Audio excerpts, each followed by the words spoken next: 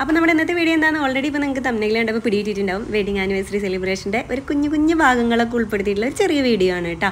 അപ്പോൾ അതിന് വേണ്ടിയിട്ട് ഇന്ന് ഞാൻ കറി ആദ്യം തന്നെ കാലത്ത് തന്നെ വെച്ച് തയ്യാറാക്കി വെച്ചാൽ പിന്നെ ആ പണി അവിടെ ഒതുക്കി വെച്ചാൽ നമുക്ക് ഡെക്കോർ ചെയ്യാനും കാര്യങ്ങൾക്കും കേക്ക് ഉണ്ടാക്കാനൊക്കെ സമയം കിട്ടും. അപ്പോൾ ഞാനിന്ന് ബീഫാണ് കറി വെക്കുന്നത്, നമ്മുടെ ഉരുളക്കിഴങ്ങ് ഇട്ടിട്ട്.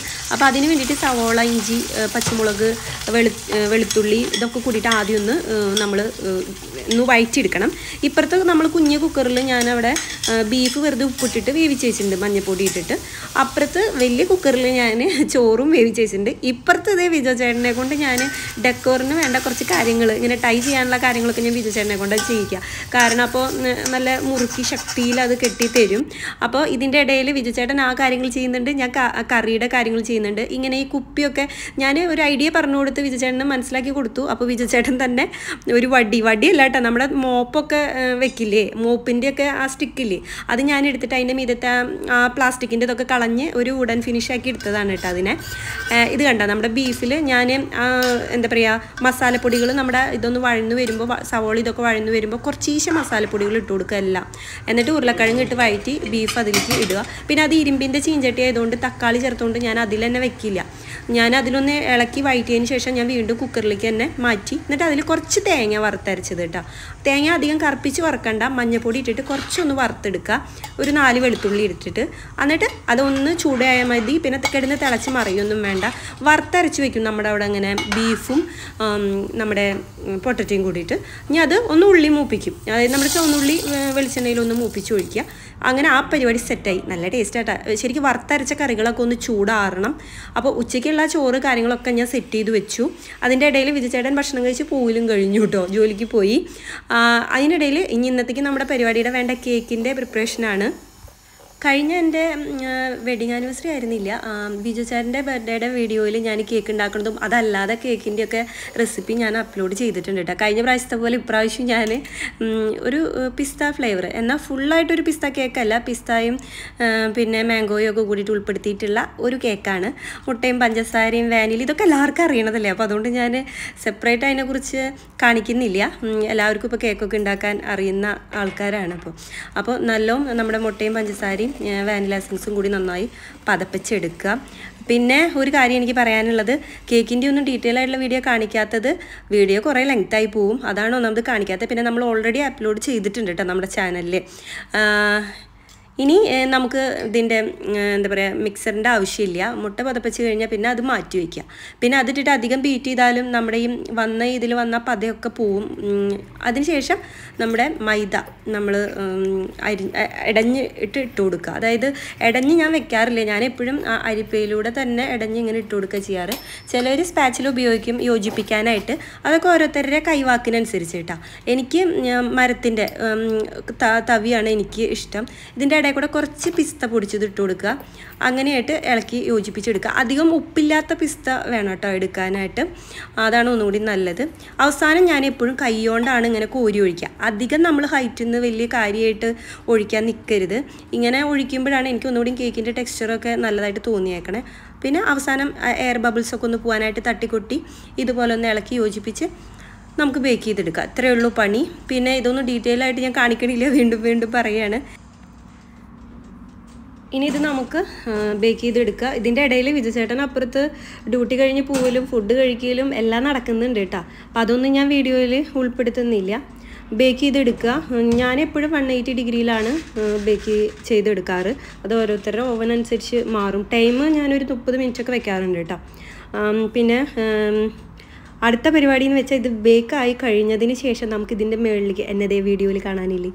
അപ്പോൾ ഇതിനി ബേക്കായി വന്നതിന് ശേഷം നമുക്ക് ഇത് ചോക്ലേറ്റിൻ്റെ അതിൻ്റെ മീതയ്ക്ക് ഒഴിക്കാനുള്ള ഒരു സിറപ്പ് ഉണ്ടാക്കിയതാണ് കേട്ടോ. പാല് ആണ് ഞാൻ ഉപയോഗിക്കാറ് ചോക്ലേറ്റിൽ, വൈറ്റ് ചോക്ലേറ്റിൽ. ചിലവർ ക്രീമൊക്കെ ഉപയോഗിക്കും. അടുക്കളയൊക്കെ കണ്ടില്ലേ, ആകെ അൽക്കൊലത്തായിട്ടാണ് കിടക്കണേ, ഭയങ്കര അൽക്കൊലത്തായിട്ടാണ് കിടക്കണേ. പിന്നെ അതങ്ങനെ ആവുമല്ലോ ഇങ്ങനത്തെ പണികളൊക്കെ ഉള്ള നേരത്ത്. ഇനി ഇത് ഒന്ന് നമുക്ക് കേക്കിൻ്റെ ടിന്നിൽ ഒന്ന് വെടിയിച്ചെടുക്കുക. പിന്നെ ഞാൻ ഈ ഇതിൻ്റെ മുകളിൽ ഒഴിക്കാനുള്ള ക്രീം ചോക്ലേറ്റിൻ്റെ ഗനാഷ് ഉണ്ടാക്കുമ്പോൾ എപ്പോഴും നമ്മുടെ വിപ്പിംഗ് ക്രീം അല്ലെങ്കിൽ ഫ്രഷ് ക്രീം ചേർക്കാറില്ല. കാരണം പിസ്ത കേക്കൊക്കെ ആകുമ്പോൾ അങ്ങനെ ക്രീമുകൾ ചേർക്കുമ്പോൾ എനിക്ക് ആ കേക്കിൻ്റെ രുചി, അതിൻ്റെ തനതായ രുചി ഇരുന്ന് പോണ പോലെ തോന്നാറുണ്ട്. ഇനി നമുക്ക് ഞാൻ ഇതിൻ്റെ മേളത്തെ ഭാഗം മാറ്റി വെച്ചിട്ടുണ്ട്. പറ്റുകയാണെങ്കിൽ അതുകൊണ്ട് നമ്മുടെ വേറെ എന്തെങ്കിലും പോപ്സിക്കിൾസ് എന്തെങ്കിലുമൊക്കെ ഉണ്ടാക്കാമെന്ന് വിചാരിച്ച് മാറ്റി വെച്ചാണ്. കണ്ട കേക്ക് ഭയങ്കര സോഫ്റ്റാണ് കേട്ടോ. നല്ല സോഫ്റ്റ് എന്ന് വെച്ചാൽ ഭയങ്കര പഞ്ഞി പോലത്തെ പഞ്ഞി കുട്ടി നമ്മൾ പണ്ട് പറയാറുള്ള പോലെ. ഞാൻ അതിൻ്റെ അരിവശം മുകൾ വശമൊക്കെ മാറ്റിയിട്ടുണ്ട്. ഞാൻ പോപ്സിക്കിൾ ഉണ്ടാക്കാമെന്നാണ് വിചാരിച്ചത്, പക്ഷേ ഉണ്ടാക്കിയൊന്നുമില്ല. പിന്നീട് ഞാനത് ഉച്ചരിഞ്ഞ് ചായക്ക് എടുക്കുക ചെയ്തത്. അപ്പോൾ ഇതെല്ലാം അരിഞ്ഞ് മാറ്റണം നിർബന്ധമൊന്നുമില്ല കേട്ടോ, താല്പര്യമുള്ളവർക്ക് മതി. പിന്നെ കുറേ ആൾക്കാർ ഞാൻ കണ്ടിട്ടുണ്ട് കുറേ നമ്മുടെ ഷുഗർ സിറപ്പ് ഒഴിച്ചിട്ട് അങ്ങോട്ട് വെറ്റാക്കാന്ന് വെച്ചാൽ കുളിപ്പിക്കും കേക്കിന്. ഞാൻ കണ്ടിട്ടുണ്ട് പല വീഡിയോസിലാണെങ്കിലും പല ആൾക്കാരും ഞാൻ കഴിച്ചിട്ടുമുണ്ട്. അങ്ങനെ എന്താ പറയുക, അങ്ങനെ ചെയ്യരുത് ഒരിക്കലും കേട്ടോ. നമ്മൾ കേക്ക് എന്ന് പറയുന്നത് അത് ഒരു ചെറിയൊരു നനവ് അതിന് വേണ്ടോ, അത് ഡ്രൈ ആവാതിരിക്കാൻ.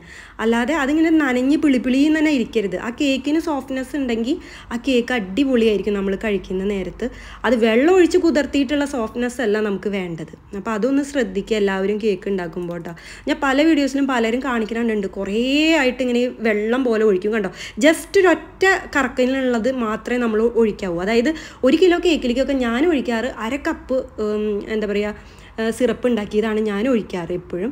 പിന്നെ അതിൻ്റെ മീതെ കുറച്ചും കൂടി പിസ്തയുടെ പൊടിച്ചതുണ്ടായിരുന്നു, അത് ഇട്ട് കൊടുത്തു. പിന്നെ വിപ്പിംഗ് ക്രീം ഞാൻ ചിലപ്പോൾ ചോക്ലേറ്റ് മൂസ് വെക്കാറുണ്ട്, വൈറ്റ് ചോക്ലേറ്റ് മൂസ് ഇടയിൽ വെക്കാറുണ്ട് ക്രീമിന് പകരം. അങ്ങനെ പല വെറൈറ്റി ക്രീമുകളും ഞാൻ സെൻറ്ററിൽ ട്രൈ ചെയ്യാറുണ്ട് കേട്ടോ. പിന്നെ ഇത് മാംഗോ കൂടി ഞാൻ വെച്ചിട്ടുണ്ട്. മാംഗോയുടെ പൾപ്പ് മാംഗോ ക്രഷ് ഉണ്ടാക്കിയിട്ട് അതും ഇതിൻ്റെ സെൻറ്ററിൽ വെച്ച് കൊടുക്കുക, നല്ല ഫിനിഷ് ആക്കി എടുക്കുക. അത് നല്ല പണിയുള്ള കാര്യമാണ്. അപ്പോൾ അതുകൊണ്ട് ഞാൻ വീഡിയോയിൽ അതന്നെ കാണിച്ചുകൊണ്ടിരിക്കുന്നില്ല. അത്യാവശ്യം ഒന്ന് ഫിനിഷാക്കി എടുക്കുക. പിന്നെ വലിയ ഡെക്കോറൊന്നും ഞാൻ ഇതിൻ്റെ മീതെ ചെയ്ത് കൂട്ടണില്ല. ജസ്റ്റ് ഒന്ന് ഒരു ഫ്രഷ് ഫ്ലവേഴ്സ് വെച്ചെടുക്കുക, അത്രമാത്രമേ ചെയ്യണുള്ളൂ. ഇതിൻ്റെ ഇടയിൽ കേക്ക് ഞാനത് ഒന്ന് തണുപ്പിക്കാനായിട്ട് ഫ്രിഡ്ജിലേക്ക് മാറ്റി വെച്ചിട്ടുണ്ട് കേട്ടോ. എന്നിട്ട് വേണം ഞാൻ അതിൻ്റെ മീതെ നമുക്ക് ഗനാശൊക്കെ ഒഴിക്കാനായിട്ട്. ഇപ്പോൾ ഇതേ എല്ലാം ഇവിടെ സെറ്റായി വന്നിട്ടുണ്ട്. ടേബിളൊക്കെ സെറ്റ് ചെയ്ത് വെച്ചിട്ടുണ്ട്, ക്യാൻഡിലൊക്കെ വെച്ചിട്ട്. പിന്നെ ചെടി നമ്മുടെ ഫ്രഷ് ഫ്ലവേഴ്സ് ഞാൻ പുറത്ത് പോയി മേടിച്ചു. എനിക്ക് അതിനോട് ഇത്തിരി ഇഷ്ടം കൂടുതലാട്ടോ. എന്നിട്ട് അതാണ് ഞാൻ സെറ്റ് ചെയ്തേക്കണം. പിന്നെ ഹൂല ഹൂപ്പുമ്മേ മറ്റേ ബലൂണും പിന്നെ സാറ്റിൻ റിബനും ഒക്കെ വെച്ച് സെറ്റ് ചെയ്തെടുത്തിട്ടുണ്ട്. ഈ ബലൂണ്, സാറ്റിൻ റിബൻ, പിന്നെ അതുമേലുള്ള ബ്ലൂ കളർ ഫ്ലവർ ഒഴുകി ബാക്കി പിന്നെ ഈ ഫ്രഷ് ഫ്ലവർ കേട്ടോ, ബാക്കി ഒന്നും ഞാൻ പുറത്തുനിന്ന് മേടിച്ചിട്ടില്ല. അതൊക്കെ നമ്മുടെ കയ്യിലിവിടെ ഉണ്ടാവും. ആ ബൾബാണെങ്കിൽ ഞങ്ങൾ കുറേ കാലമായി നമ്മൾ ബ്രാൻഡ് ഫോർലെസ്സിന്ന് എടുത്തു. അടിപൊളി ബൾബാണ് കേട്ടോ അത്. ഇനി ഉണ്ടാവും എന്നറിയില്ല അവിടെ, പക്ഷെ അടിപൊളിയാണ്, നല്ല രസം അത് കാണാൻ. നമുക്ക് എങ്ങനെ വേണമെങ്കിൽ സെറ്റ് ചെയ്യാൻ പറ്റും ആ ബൾബ്. പിന്നെ അതുപോലെ ഫ്രഷ് ഫ്ലവർ ഞാൻ പുറത്ത് പോയി മേടിച്ചു. പിന്നെ കർട്ടൻ ഞാൻ എന്താ പറയുക ഓരോ പരിപാടിക്ക് അനുസരിച്ച് ബർത്ത്ഡേക്കും പിന്നെ അതുപോലെ വെഡിങ് ആനിവേഴ്സറിക്കൊക്കെ മാറ്റാൻ ഓൾറെഡി കാലങ്ങളായിട്ട് കുറേ കർട്ടൻ ഇവിടെ ഇരിപ്പുണ്ട്. ഇപ്പോൾ വിജയ ചേട്ടൻ വരാറായി. അപ്പോൾ ഇതാണ് നമ്മുടെ കേക്ക്. കണ്ടോ, ഞാൻ വൈറ്റ് ഗനാഷ് ഉണ്ടാക്കിയല്ലോ വൈറ്റ് ചോക്ലേറ്റിൻ്റെ, അതിൽ ഞാൻ തൈര് എന്താ പറയുക ബ്ലൂ കളർ ആഡ് ചെയ്തു. അപ്പോൾ ഇങ്ങനെ ഒരു പ്രത്യേക തരം പച്ചയിലോട്ടാണ് അത് കടന്നത്. പിന്നീട് കേക്കിൻ്റെ കളറ് ഇങ്ങനെയായിട്ടാണ് വന്നത്. എന്നിട്ട് അതിൻ്റെ മീതെ ജസ്റ്റ് ഒന്ന് ഒഴിച്ചിട്ട് ഒന്ന് ഡിസൈൻ ചെയ്തെടുത്തു. ഇത്ര മാത്രമേ ചെയ്തുള്ളൂ. അപ്പോൾ അങ്ങനെ നമ്മുടെ 10th വെഡിങ് ആനിവേഴ്സറി നമ്മൾ സെലിബ്രേറ്റ് ചെയ്തു. ദൈവത്തിന് നന്ദി, അല്ലാതെ എനിക്ക് വേറെ ഒന്നും പറയാനുള്ളതില്ല. വിജയചേട്ടനോട് എനിക്ക് നന്ദിയൊന്നും പറയാനില്ല കേട്ടോ. അങ്ങനെ പറയാൻ പാടില്ല ശരിക്കും, നമ്മൾ അങ്ങോട്ടും ഇങ്ങോട്ടും നന്ദി പറയാൻ പാടില്ല. എനിക്ക് വിജയചേട്ടനെ സ്നേഹിക്കാൻ മാത്രം, അതിനുള്ളൊരു പകരം ഞാൻ വിജയചേട്ടനെ സ്നേഹിക്കുക, അത്ര മാത്രമാണ് എനിക്ക് പറയാനുള്ളത്. ലൈഫ് ലോങ് എനിക്ക് പറ്റാവുന്നത്ര ഞാനിപ്പോൾ ഈ ആനിവേഴ്സറി സെലിബ്രേഷൻ്റെയോ അല്ലെങ്കിൽ ബർത്ത്ഡേ സെലിബ്രേഷനോ ഒന്നിനും ഞാൻ വിജയചേട്ടനെ ബുദ്ധിമുട്ടിക്കില്ല. ഫോട്ടോ എടുക്കാനുള്ള ട്രൈപോഡും ലൈറ്റും വരെ ഞാൻ സെറ്റ് ചെയ്ത് വെക്കും. കാരണം എനിക്കിഷ്ടമല്ല, കാരണം വിജയചേട്ടൻ അത്രയും കഷ്ടപ്പെട്ടിട്ടാണ് വരുന്നത്. പിന്നെ സെലിബ്രേറ്റ് ചെയ്യുകയാണെങ്കിലും ഇപ്പോൾ ഇത് സമയം എന്ന് വെച്ചാൽ 3 മണി 4:30 കേട്ടോ. പിറ്റേ ദിവസം വിജയേട്ടന് ചുട്ടിയായിരിക്കും, പക്ഷേ പിറ്റേ ദിവസം ഞാൻ ചെയ്യാറില്ല സെലിബ്രേഷൻ. കാരണം വിജയേട്ടന് കാലിന് വെരിക്കോസിൻ്റെ വേദനയൊക്കെ ഉണ്ട്. അപ്പോൾ ഞാൻ ഒരിക്കലും വിജയേട്ടന് റെസ്റ്റ് എടുക്കാൻ കിട്ടുന്ന ഒരു ദിവസമാണ്. ആ ദിവസം ഞാൻ പരമാവധി വിജയേട്ടനെ കൊണ്ട് റെസ്റ്റ് എടുപ്പിക്കും. വിജയേട്ടൻ കുറേ ബുദ്ധിമുട്ടുമ്പോഴാണ് എന്നെയും കൊണ്ട് പുറത്ത് പോകാം. കാരണം വിജയേട്ടൻ അങ്ങനെ ഇരിക്കുന്നത് ഇഷ്ടമല്ല, ഞാൻ ഓൾറെഡി വീട്ടിലിരിക്കുന്നതാണല്ലോ. അപ്പോൾ വിജയേട്ടൻ്റെ വേദനയൊന്നും വിജയേട്ടൻ്റെ വിഷയമല്ല, എന്നെയും കൊണ്ട് പുറത്ത് പോകാൻ കുറേ ശ്രമിക്കും. അപ്പോൾ ഞാൻ ആവുന്നതും വിജയേട്ടനെ ബുദ്ധിമുട്ടിക്കാറില്ല. ഇപ്പോൾ സമയം 4 മണി 3 മണിയൊക്കെ ആയിട്ടുണ്ട് കേട്ടോ. ഈ ഫോട്ടോസൊക്കെ എടുക്കുമ്പോൾ നമ്മുടെ ഫോട്ടോസ് നമ്മൾ തന്നെയാണ് എടുക്കുന്നത്, വേറെ ആരും ഉണ്ടാവാറില്ല എന്ന് വെച്ചാൽ ആർക്കും വരാൻ പറ്റുന്ന നേരമല്ല അത്. നമ്മൾ സെലിബ്രേറ്റ് ചെയ്യുന്ന പുലർച്ചെ 3 മണിക്ക് 4:30 അപ്പോൾ വരാൻ പറ്റുന്നവർക്ക് തന്നെ പിറ്റത്തെ ദിവസം ഡ്യൂട്ടിയുള്ള ടൈം ആയിരിക്കും. അപ്പോൾ നമ്മുടെ ഫോട്ടോസ് നമ്മൾ തന്നെയാണ് എടുക്കാറ്. നമ്മൾ ഫ്രീയാണ് അന്നത്തെ ദിവസമായിട്ട്, നമ്മൾ ഫുൾ എൻജോയ് ചെയ്ത് നിൽക്കും. എന്താ പറയുക, ഒരു പ്രത്യേക വൈബാണ് ഇങ്ങനത്തെ ഫോട്ടോസ് എടുക്കാൻ. വിജയേട്ടന് ഭയങ്കര ഇഷ്ടമാണ്, എനിക്ക് അതിലേറെ ഇഷ്ടമാണ്. അപ്പോൾ ഈ ഒരു 10 വർഷത്തെക്കുറിച്ച് പറയുകയാണെങ്കിൽ ഒന്നും പറയാനില്ല. അതാണ് എന്താ പറയുക, ഒരു കുറവുകളും ഇല്ലാതെ തമ്പുരാൻ ഞങ്ങളുടെ ജീവിതം ഇങ്ങനെ മുന്നോട്ട് നമ്മൾ വിചാരിക്കുന്ന പോലെ എന്താ പറയുക ഏറ്റക്കുറച്ചിലുകളെല്ലാം നമ്മുടെ ജീവിതങ്ങളിൽ ഉണ്ടാകും. പക്ഷേ ആ കുറവുകൾ നമ്മൾ ഇല്ല എന്ന് വിചാരിച്ച് ജീവിക്കുന്നിടത്താണ് നമ്മുടെ ജീവിതത്തിൻ്റെ വിജയം എന്ന് എനിക്ക് തോന്നിയിട്ടുണ്ട്. എല്ലാവർക്കും ഓരോ തരത്തിൽ അല്ലെങ്കിൽ മറ്റൊരു തരത്തിൽ നമ്മൾ പുറമെ നിന്ന് നോക്കി കാണുന്ന പോലെ ആയിരിക്കില്ല നമ്മുടെ ജീവിതങ്ങളെല്ലാം. പക്ഷെ എനിക്ക് ഇപ്പോഴും തോന്നിയിട്ടുണ്ട് അങ്ങനെ കുറവുകൾ എൻ്റെ ജീവിതത്തിൽ ഇല്ല എന്ന് തോന്നിച്ച് എന്നെ നടത്തുന്ന തമ്പുരാന് ഞാൻ എപ്പോഴും നന്ദി പറയും. അങ്ങനെ ചിന്തിക്കാൻ ഇത്തിരി പാടാണ് കേട്ടോ. അപ്പോൾ അതിന് അനുഗ്രഹം തന്ന തമ്പുരാനോട് മാത്രം എനിക്ക് നന്ദി പറയാനുള്ള ഈ നിമിഷത്തിൽ. പലരും നമ്മളതിനെ ഇപ്പോൾ എന്തെങ്കിലുമൊക്കെ ചെറിയ ചെറിയ കാര്യങ്ങളിലൂടെ നമ്മളെ തളർത്താൻ നോക്കും. പക്ഷെ അവിടെയൊന്നും തളർത്താത്ത ദൈവത്തിന് ഒരുപാട് നന്ദി.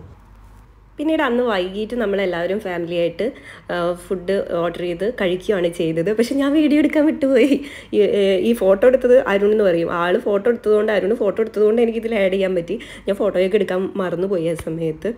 അപ്പോൾ ഞങ്ങളെല്ലാവരും കൂടിയിട്ട് ഇങ്ങനെ ഇരുന്ന് ഭക്ഷണമൊക്കെ കഴിച്ചു വൈകിട്ട്. അത് കഴിഞ്ഞിട്ട് പിന്നെ ഒരു വർണ്ണശബളമായ ആഘോഷത്തോടു കൂടിയാണ് സമാപനം നടന്നത്. വിജയചാറിൻ്റെ കൂടെ ഷോപ്പിൽ വർക്ക് ചെയ്യുന്ന എല്ലാവരും ഒരുവിധ ആൾക്കാരൊക്കെ വന്നിട്ടുണ്ടായിരുന്നു. നമ്മളെല്ലാവരും കൂടിയിട്ട് അന്നത്തെ ദിവസം തന്നെ വേറെ ഫാമിലിയുടെയും വെഡിങ് ആനിവേഴ്സറി ഉണ്ടായിരുന്നു കേട്ടോ. അപ്പോൾ ഒരുമിച്ച് കേക്ക് കട്ട് ചെയ്തു. മറ്റേ എന്താ ഒരു ലാത്തിരി പൂത്തിരി മറ്റേ സാധനമൊക്കെ ഇല്ലേ, അതൊക്കെ പൊട്ടിച്ച് നല്ല ലെവലാക്കിയിട്ടുണ്ടായിരുന്നു. പക്ഷേ ഞങ്ങൾ ഭയങ്കരമായിട്ട് ഇതും അത് പുലർച്ചെ 2:30-3 മണി ആയിട്ടുണ്ട് കേട്ടോ. ഈ സമയം ഭയങ്കരമായിട്ട് എൻജോയ് ചെയ്തു. കാരണം എന്താണെന്നറിയില്ല, ഈ കടലാസിൻ്റെ ഈ തിളക്കമുള്ള ഇങ്ങനത്തെ പേപ്പേഴ്സ് കണ്ടതിൻ്റെ ഒരു സന്തോഷമാണോ, ഈ കളേഴ്സ് കാണുമ്പോൾ ചിലവരുടെ ജീവിതത്തിലേക്ക് ഒരു സന്തോഷം വരുന്നൊക്കെ കേട്ടിട്ടുണ്ട്. ചിലവർക്ക് പേഴ്സണലായിട്ടാട്ടോ ഞാൻ പറയുന്നത്. എനിക്കിത് കണ്ടിട്ട് അടിച്ചു വരുന്ന നേരത്തെ പിന്നെ സ്പ്രേ പെയിൻറ്റ് കട്ടിലുമൊക്കെ നിറച്ചായിരുന്നു കേട്ടോ. കട്ടിലിൻ്റെ മീതത്തെ വിരി കാര്യങ്ങളൊക്കെ നമ്മൾ മാറ്റി. കിച്ചൺ മൊത്തം ഇതായിരുന്നു, ടോയ്ലറ്റിലും ഉണ്ടായിരുന്നു. പിന്നെ അതുപോലെ തന്നെ ഹോള് പിന്നെ പറയണ്ട, നിറച്ചതായിരുന്നു. കണ്ടില്ലേ കിടപ്പ്. പക്ഷെ എൻജോയ് ചെയ്തു ഞാനും വിജയചേട്ടനും. ഒരു ഗെയിം പോലെയായിരുന്നു ഞങ്ങൾക്ക്. ഒരു ½ an hour ക്ലീൻ ചെയ്ത് കഴിയണം. പിന്നെ എന്ത് സ്പ്രേ പെയിൻ്റ് ഒക്കെ കൊടുക്കുന്നുണ്ടായിരുന്നു, അത് വർക്ക് ചെയ്തില്ല. അത് വർക്ക് ചെയ്തിട്ടുണ്ടെങ്കിൽ ഇത് ക്ലീൻ ചെയ്യാൻ നല്ല പണിയാണ് തോന്നുന്നുണ്ട്. അത് കുറച്ച് സ്ഥലത്ത് പോയടത്തൊക്കെ ഇത്തിരി ബുദ്ധിമുട്ടുണ്ടായിരുന്നു ക്ലീൻ ചെയ്യാൻ. അതൊഴിച്ച് ഞങ്ങൾക്കിത് ക്ലീൻ ചെയ്യാന്ന് പറഞ്ഞത് ഒരു ഹരം പോലെയായിരുന്നു. ഞങ്ങൾ രണ്ടുപേരും എൻജോയ് ചെയ്തിട്ടായിരുന്നു ഇത് ചെയ്തിരുന്നത്. സത്യത്തിൽ ഓണത്തിനൊക്കെ ഇതൊരു ഗെയിമായിട്ട് വെക്കാം. അപ്പോൾ എല്ലാവർക്കും നമ്മുടെ വെഡിങ് ആനിവേഴ്സറി സെലിബ്രേഷൻ്റെ വീഡിയോ ഇഷ്ടപ്പെട്ടു എന്ന് വിചാരിക്കുന്നു. അപ്പോൾ അടുത്ത ഒരു നല്ല വീഡിയോ ആയിട്ട് വരാം. പിന്നെന്താ, നമ്മളതിനെ ബ്ലെസ് ചെയ്ത് വിഷസ് അറിയിച്ചവർക്ക്, ഗ്രീറ്റിങ്സ് അറിയിച്ചവർക്കൊക്കെ ഒരുപാട് നന്ദിയുണ്ട്. എന്താ പറയുക, അതൊക്കെയാണല്ലോ നമ്മളെ മുന്നോട്ട് നയിക്കുന്നത്, ആ ബ്ലെസ്സിങ്സ് ഒക്കെ. അപ്പം എല്ലാവർക്കും ഒരുപാട് നന്ദിയുണ്ട്. പിന്നെ എന്താ പറയാനുള്ളത്, വേറെ പ്രത്യേകിച്ചൊന്നും പറയാനില്ല. അപ്പോൾ വെറുതെ വലിച്ചു നീട്ടണ്ടല്ലോ. അപ്പോൾ നമ്മൾ അടുത്ത വീഡിയോയിൽ കാണാം. ഓക്കെ.